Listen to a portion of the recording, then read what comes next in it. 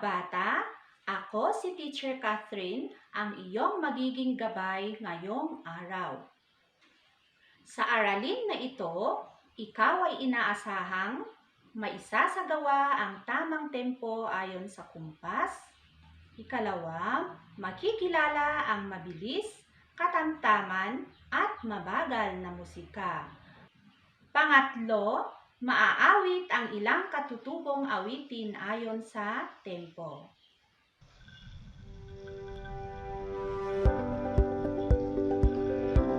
Pag-aaralan natin ang mga ito sa Music 3, ika-4 na markahan, unang linggo. Bago tayo magpatuloy sa aralin natin, humanap muna ng komportableng lugar sa inyong bahay, ihanda ang inyong lapis at module at sagutin ang paunang pagsusulit sa ikatlong pahina. Basahin at intindihing mabuti ang bawat tanong, saka piliin at bilugan ang letra ng tamang sagot. Unang bilang. Ito ang bilis o bagal ng isang awitin o tugtugin. A. Ritmo. B. Melodiya. C. Dinamiko. D. Tempo. Kalawang bilang. Ang awiting pampatulog ng bata ay inaawit ng patlang. A. Mabagal. B. Mabilis. C. Katamtaman. D. Mabilis na mabilis. Ikatlo, alin sa mga ito ang katamtaman ang bilis? A. Pagtakbo ng tren. B. Paglakad ng pagong. C. Paggapang ng sanggol. D. Pagmartsa ng pulis. Ika-4 na bilang. Alin ang inaawit ng mabilis? A. Bahay kubo. B. Tulog na bunso. C. Ako ay nagtanim. D. Leron-leron sinta.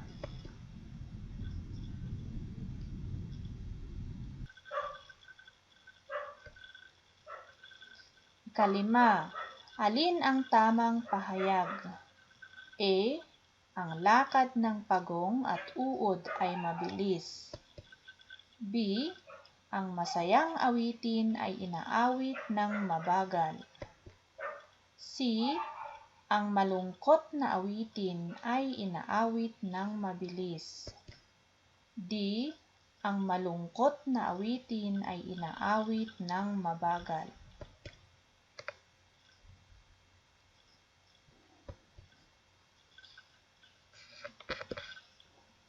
Iwawasto natin ngayon ang inyong mga sagot. Kung tama ang sagot, lagyan ng check. Kung mali, lagyan naman ng X. Sagot sa unang bilang, D. Ikalawang bilang, A. Ikatlong bilang, D. Ika-4 na bilang, D. Ika-5 bilang, D. Bilangin niyo nga ang inyong puntos. Ang nakakuha ng 5, itaas ang kamay. Magaling! Kung nakakuha ka ng mas mababa sa 5, huwag mag-alala. Matututo ka kung magpapatuloy tayo sa ating aralin. Ngayon na natapos na natin ang subukin, dumako naman tayo sa balikan. Pakinggan ang panuto. Basahin ang tunog ayon sa nakasaad na dynamics nito.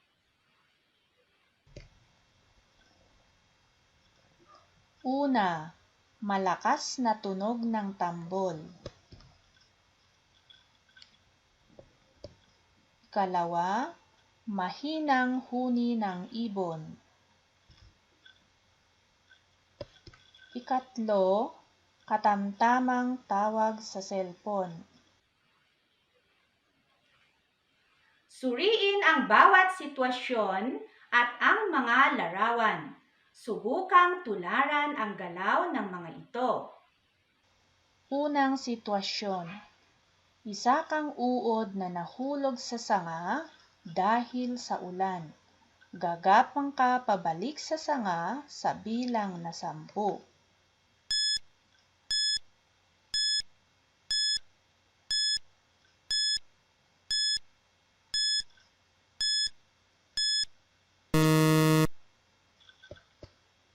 Ikalawang sitwasyon, bibisita ka sana sa kaibigan mo.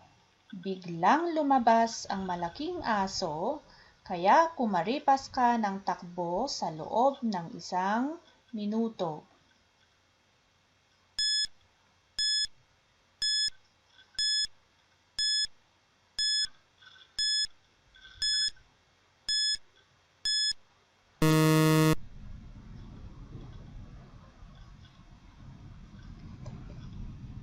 Ikatlong sitwasyon. Uy! Malaki na pala ang alaga mong baboy. Dalhin mo na siya sa palengke. Sundan mo siya at sikaping hindi mawala. Maglakad ng 20 bilang.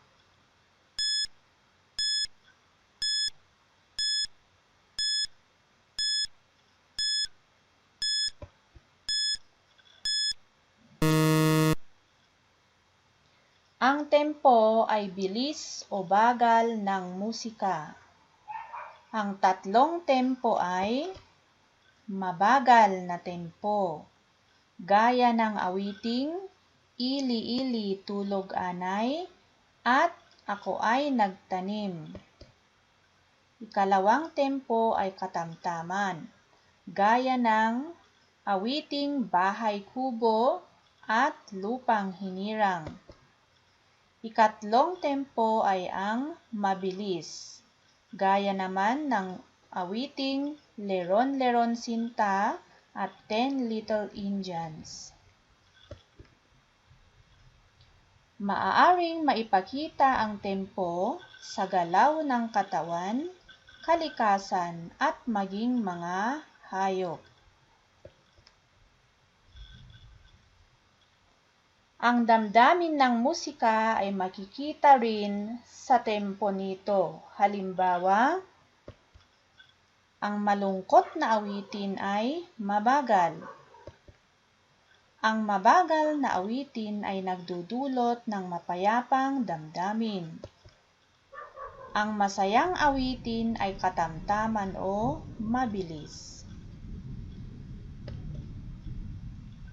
May iba't ibang tempo rin ang galaw o kilos. Halimbawa, mabagal ang tempo kapag naghehele o nagpapatulog ng bata.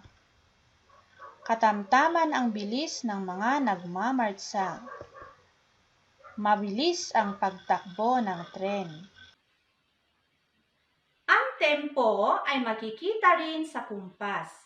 Ipapakita ko kung paano ang pagkumpas ng mabagal, katamtaman at mabilis.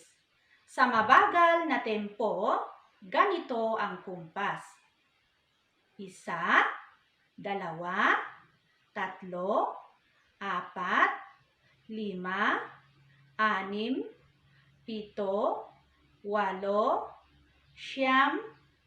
10. Sa katamtaman naman ay ganito. 1, 2, 3, 4, 5, 6, 7, 8, 9, 10. At sa mabilis na tempo ay 1, 2, 3, 4, 5, 6, 7, 8, 9, 10. Ngayon na natutunan niyo ang tempo at kung paano ito ipapakita, isagawa niyo naman ang mga sumusunod na pagsasanay.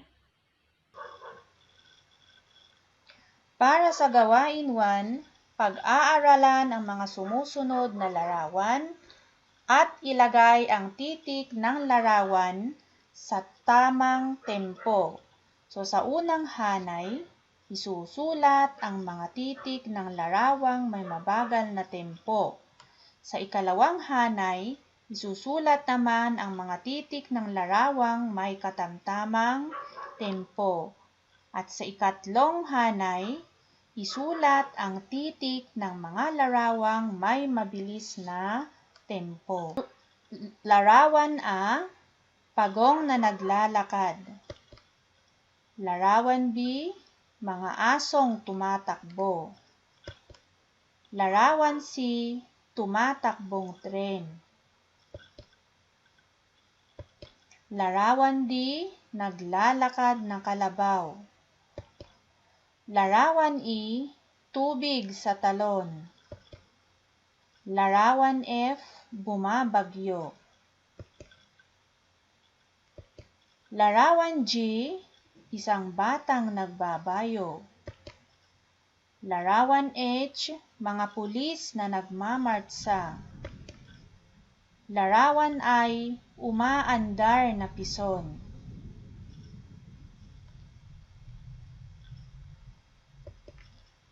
Tingnan natin ang mga sagot.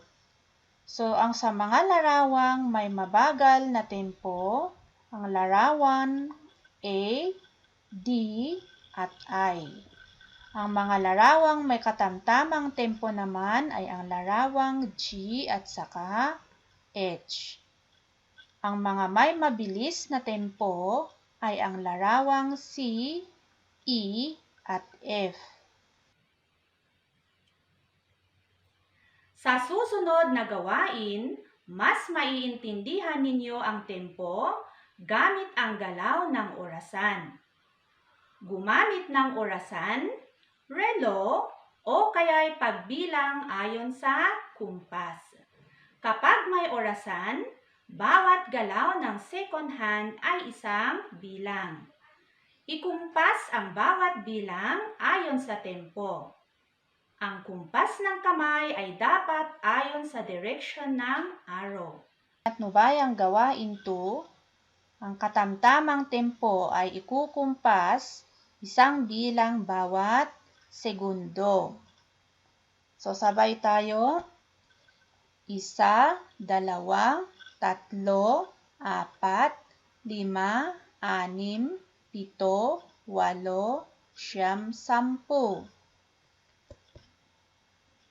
Sa mabilis na tempo, ang kumpas ay 2 bilang bawat segundo. 1, 2, 3, 4, 5, 6, 7, 8, 9, 10. Sa mabagal na tempo, isang bilang bawat 2 segundo. 1, 2, 3, 4, 5, 6, 7, 8, 9, 10.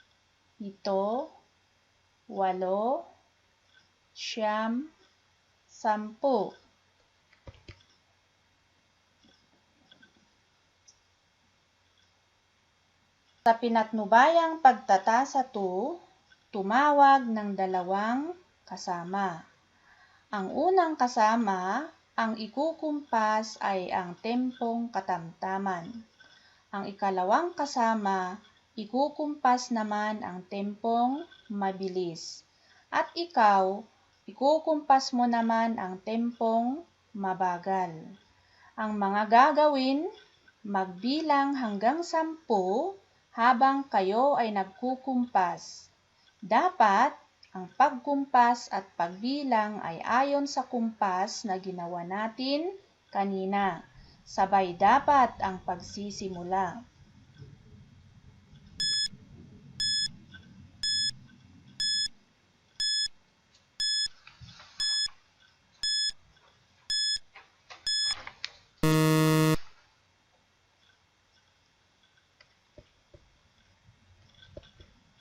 Sino ang unang natapos? Sino ang pangalawang natapos? Sino ang panghuling natapos? Ngayon ay aawit naman tayo. Titingnan ninyo ako mga bata habang inaawit ko ang Leron-Leron Sinta na may kumpas na sinusundan ang direksyon ng kumpas sa bawat panty. Leron, Leron Sinta, buko ng papaya, dala-dalay buslo, sisila ng bunga. Pagdating sa duloy, nabali ang sanga, kapos kapalaran, humanap ng iba.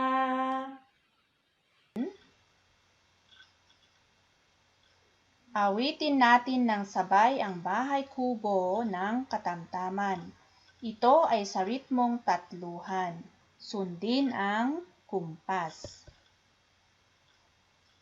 Bahay kubo, kahit munti, ang halaman doon ay sari-sari, singkamas at talong, sigarilyas at mani, sitaw, bataw, patani, kundol, patola, upot, kalabasa, at saka mayroon pang labanos, mustasa, sibuyas, kamatis, bawang at luya.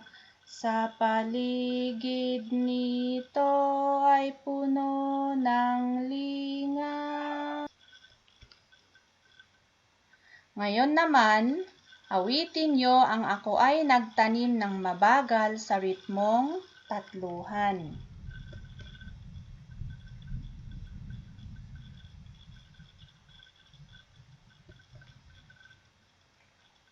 Para sa malayang pagtatasawan, awitin ulit ang tatlong awitin kanina, gaya ng Leron-Leron Sinta, Bahay Kubo, at Ako ay nagtanim. Ang iyong score ay batay sa sumusunod na rubric. So may dalawang criteria sa gawaing ito. Unang criteria, na ikukumpas ang awitin ayon sa ritmo. Ikalawa, naaawit ang awitin ayon sa tempo. Kung nakakuha ka ng 5 score, napakahusay. Kung 3 naman, magaling. Kung 1 ang score, pagbutihin pa. Para sa malayang pagtatasawan, awitin ulit ang 3 kanta. Umindak, pumalakpak o tumugtog ayon sa tempo ng mga ito. Narito naman ang rubric sa gawaing ito. Ang criteria, nasunod ang tamang tempo sa pag-indak, pagpalakpak o pagtugtog. Narito ang buod ng ating aralin ngayong araw. Ang isang galaw, tugtugin o awitin ay maaaring mabagal, katamtaman o mabilis. Tempo ang tawag natin dito. Ang tempo ay ang bilis o bagal ng musika. Iba't ibang damdamin ang ipinapakita ng tempo.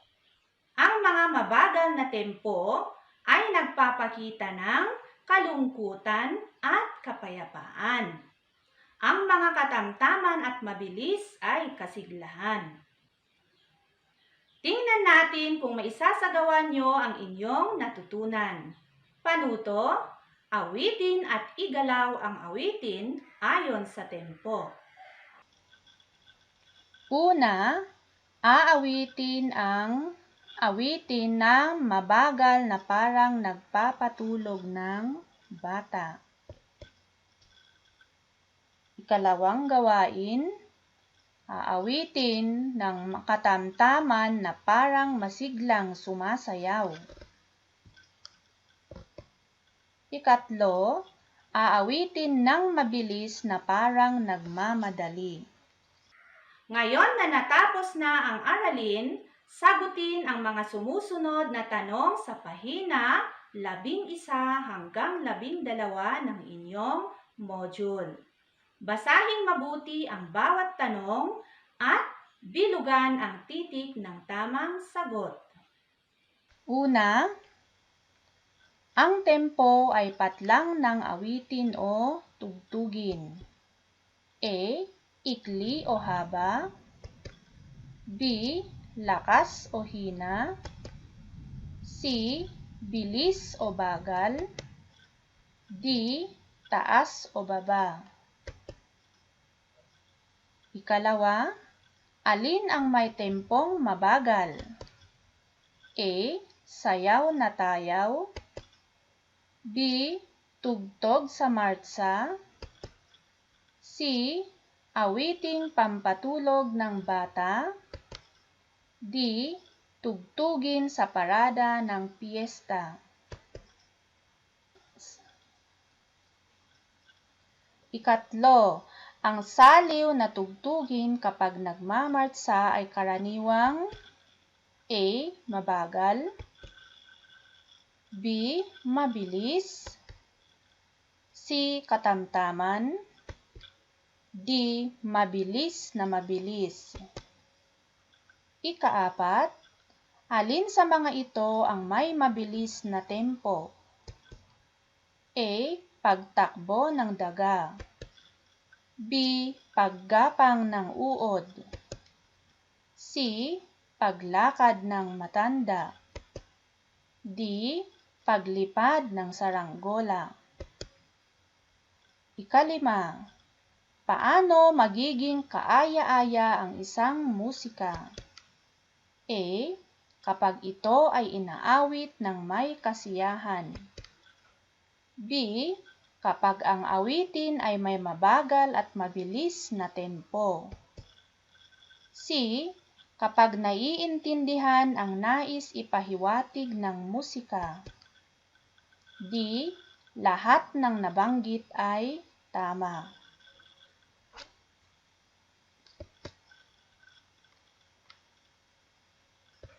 I-check yun naman ngayon ang inyong mga sagot.